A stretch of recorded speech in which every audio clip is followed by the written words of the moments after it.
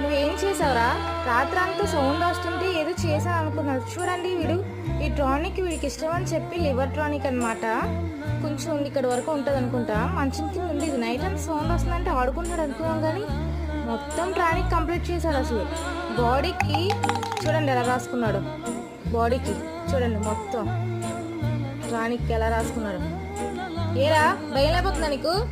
చకో భయం లేకపోతుందా నీకు? తప్పు చేసింది కాక మళ్ళీ టానిక్ తాగుతావా? టానిక్ తాగుతావా? వీడికి ఇంకా ఇష్టం. చూడండి వీడు మూత కూడా నాకేస్తున్నాడు. ఏయ్ తాగింది సరిపోలేదా?